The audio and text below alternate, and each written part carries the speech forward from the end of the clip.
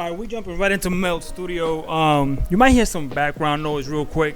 That's just the fan. It's hot as hell in here. So we're gonna keep the fan on. You might hear some background noise, but that's okay because we're here to talk about Ben Whittaker versus Cameron 2. Man, that was quick work.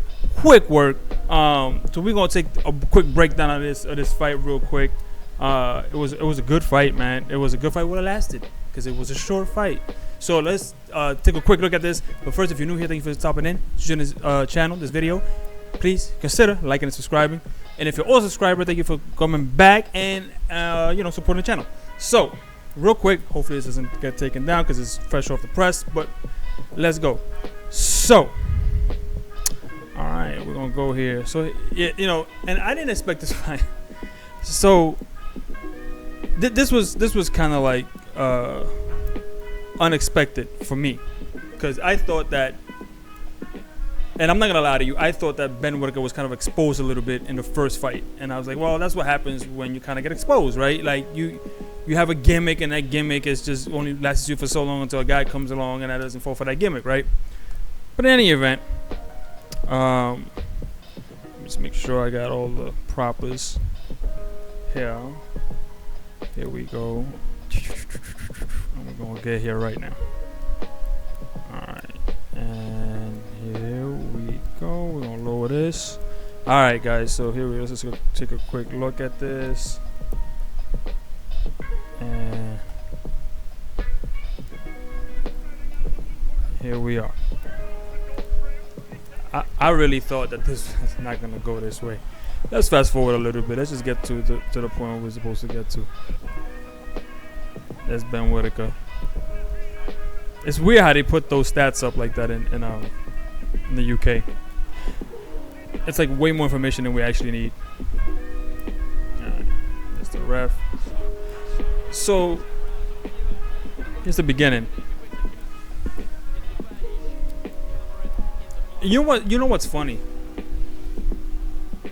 Off the rip, you kind of figure out what, like all that drunken master stuff. You could see a little bit is still in there, but it's mostly what works is conventional. You see what I'm saying? Like he's not as theatrical, right? He has to stay normally constrained. He's just gonna work these angles, you know what I'm saying? And I'm gonna have to post this every once in a while. But as you can see, when he's conventionally stanced, pretty much, and not doing his drunken master Ben Whittaker showboating, it's when it works against a guy who he thinks might be a viable opponent, right? Like with guys more inferior to him, when he knew they were more inferior, he could toy around and play around, and that's great. But you see the difference now when he says, "Now I gotta get to work, right? I gotta get to work," and he does not spend the time to fool around. He doesn't have that kind of time, right? Because he doesn't want an embarrassing night, so he knows he has to tighten it up. Now his movement is still there. You see the movement is still there.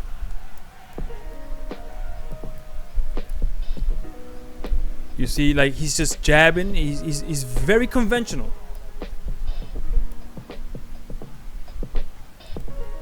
He's just measuring with the jab, looking for his opening.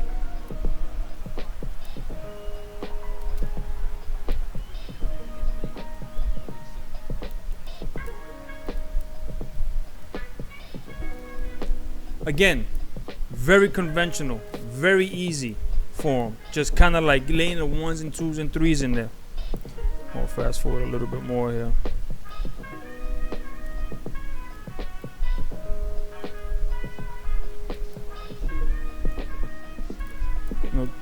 Cameron is moving the same way he was in the first fight.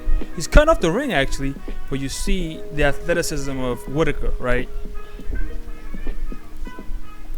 Whittaker has the athleticism, and he can just punch at will. Now he's getting comfortable. You see him getting comfortable? He's melding what we know him to be with conventional boxing now.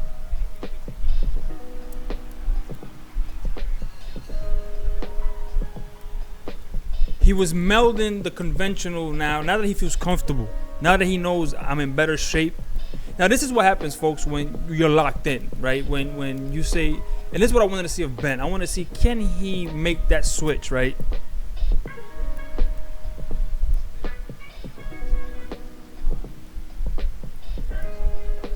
Can he make the switch from being a one-hit, like a sideshow, and being questioned to, can I take this to the next level and get rid of this guy like I'm supposed to? Go shot to the body. Bang, right there. That one right there on the ear got him, starting to stagger a little bit.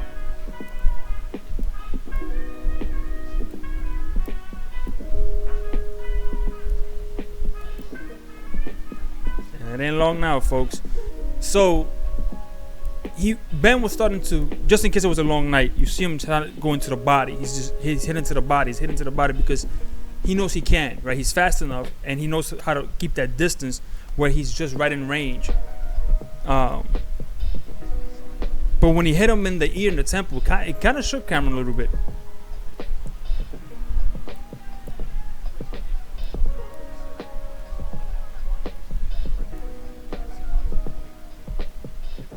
See how he's doing? He's tapping to the body. He's tapping to the body because he wants to make sure he has enough in the bank if this is gonna go, 12. Smart. He's not looking for the knockout at all.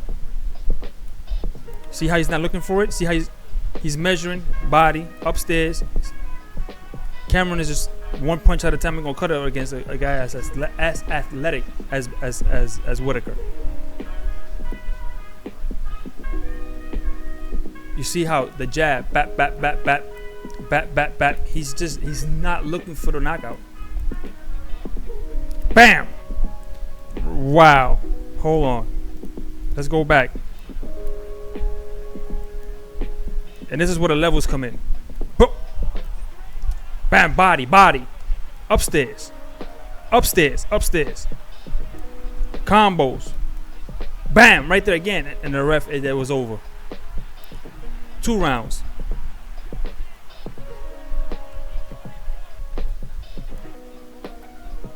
Bam! I mean, that right there's a thing of beauty. See, he's investing to the body the whole time.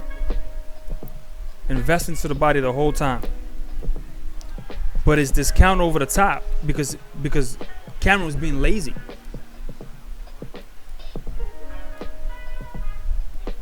Whoop! Lazy punch. Went right over, body, up top. Now right here, he's swarming him because he wants to make the ref make the call. Even if he's not hitting him flush, right? They hit him flush, made him buckle. He wants to make the ref make the call. He wants to make sure that, if at all, that ref is going to be the one to make that call. You know what I'm saying? Now, the thing is, after all of that, allegedly, Ben Whittaker spit to the opposite corner. That's what the whole ruckus was about, and that was unfortunate. But I know how he felt. I know how he felt. Right here, it's when they say he ran over. That's 37. Hold on, guys. I'm gonna try to get the right time. So right here, he runs over, and right there, he said he spit. And if that's the case, that's unfortunate. I understand that he was being questioned and he was being belittled, and he was in his manhood and in his heart and his gut and his grit was being questioned. But you don't mar your victory like that. And I know it was in the moment. And I bet you he regrets it right now. But you don't do that. There's no place for that. But this is what happens, folks. On the flip side, when you are locked in and you are a talent, is he gonna be special? I have to see him with an elite fighter. But he did what special talents do, is get that guys that are not supposed to be in there with him out of there. And that's what you look for in a prospect or somebody who you think is going to make it to the next level. If they're going to be in there with guys who are subpar, you expect them to either wash them for 12 rounds where there's nothing going on. There's no, wash, or they get them out of there quick because they're down on their level. And that's what Ben Whittaker did. He locked in. He said, this ain't going to happen like last time. I got to lock in. And if you notice, there wasn't a lot of theatrics. It was just straight to business. It shows you that he can do that with the lesser fighters, but as he steps up in quality, it ain't going to work like that. He can put some of those aspects that made him famous and well known in there, but it's not gonna be his mainstay like it has been before. But anyway, it was a good fight. It was a good show. I liked it. I like what I saw, even though it was short, and that's what it needed to be anyway, to make a statement. Ben Whittaker is now on the stage.